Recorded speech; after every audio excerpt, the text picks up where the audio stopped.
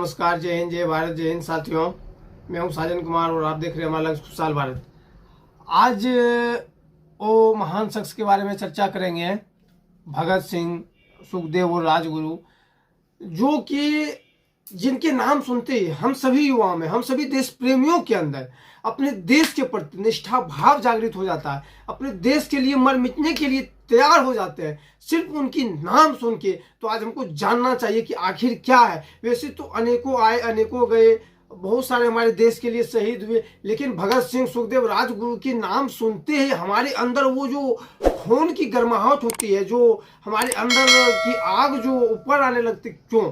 तो चलिए आज जानते हैं। आज ही के दिन यानी कि 23 मार्च 1931 को इन सबको फांसी की सजा दी गई थी लॉर्ड वायसराय इरविन की शासनकाल में। और वजह ही था कि जब लाला लाजपत राय को लाठी की वार से उसकी मौत हो गई थी हॉस्पिटल में, जो कसम खाई थी सुखदेव, राजगुरु और भगत सिंह ने कि बदला लेंगे, और जाके सैंडर्स को गोली मार दी थी। और दुख की बात यह है साथियों कि बदला तो भगत सिंह ने ली ही, और भगत सिंह, ये भी बात है कि भगत सिंह और उनको फांसी नहीं पड़ता, 2-4 साल और रहते तो बहुत जल्दी, वैसे लोगों के वजह से हमको आज़ादी भी बहुत पहले मिल गई होती। लेकिन हमारे ही देश के कुछ नपुंसक लोग, गद्दार लोग ने गवाही दी थी, और उसी ने देखा था कि भगत सिंह ने उनकी गोली मारी है, और गवाही दे के उनको फांसी दिलवाया।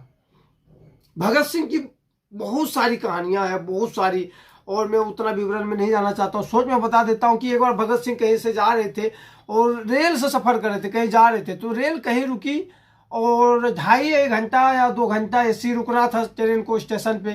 तो उस समय भगत सिंह को प्यास लगी। तो अभी जिस तरह है हर एक स्टेशन पर नलकूप लगाया गया है, मोटर पंप से पानी सप्लाई किया जाता है, वैसा पहले व्यवस्था थी नहीं। बहुत कम चापाकल भी नहीं थे उस समय, बहुत कम थे चापाकल, कुएं की व्यवस्था थी, नहर की व्यवस्था थी। तो भगत सिंह ने स्टेशन से उतर के कुछ दूर पे पानी लेने गए थे।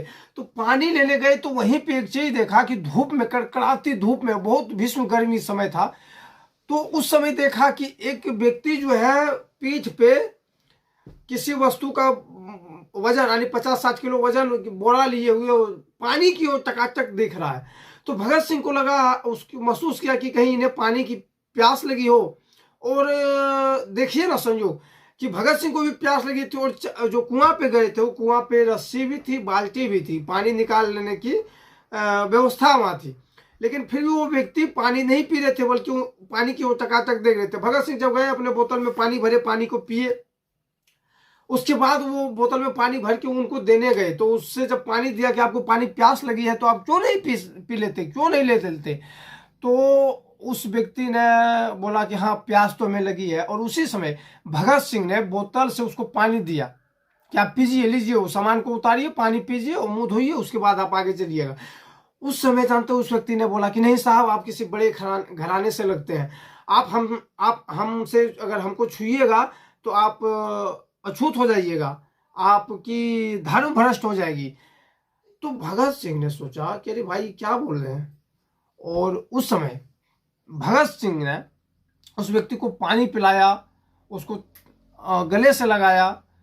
और उस समय भगत सिंह अपनी पुस्तक में लिखे हैं कि मैं नास्तिक क्यों हूं, पढ़िए भगत सिंह के द्वारा रचित पुस्तक मैं नास्तिक क्यों हूं में लिखा है।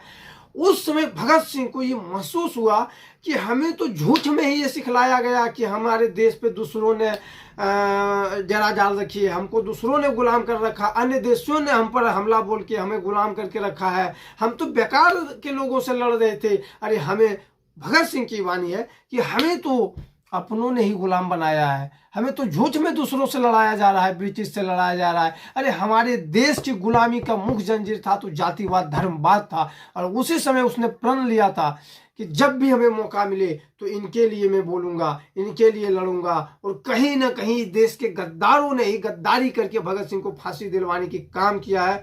और एक बात मैं आपको और बता देता हूं कि अगर बाबा साहब डॉक्टर B.R. अम्बेडकर और भगत सिंह मिल जाते और एक दोनों की विचारधारा एक थे, विचारधारा थोड़ा इसका गर्म दल का थे भगत सिंह, और बाबा साहब थोड़ा शांति ढंग के आदमी थे, लेकिन दोनों का विचार था देश को सुधारना, देश को मजबूती प्रदान करना। और ऐसे शख्स को कुछ चंद नेता गद्दार लोगों की वजह से फांसी दी गई। नमन है आपको, आपके नाम सुनते आंख में आंसू तो आता है। कभी भी देश के लिए कुछ भी करने की जुनून रहती है। आपकी भगत सिंह सुखदेव राजगुरु की जयंती पर इन सभी को कोटि कोटि नमन करने की औकात भी नहीं है। और मिलते हैं किसी नेक्स्ट वीडियो में, तब तक के लिए जय हिंद जय भारत। इससे महापुरुषों को भुलाइए नहीं, इसकी जीवनी और इसके शहादत दिवस को और इनकी जीवनी को पढ़िए और इससे कुछ सीख लीजिए और अपने देश के लिए कुछ कीजिए। जय हिंद जय भारत।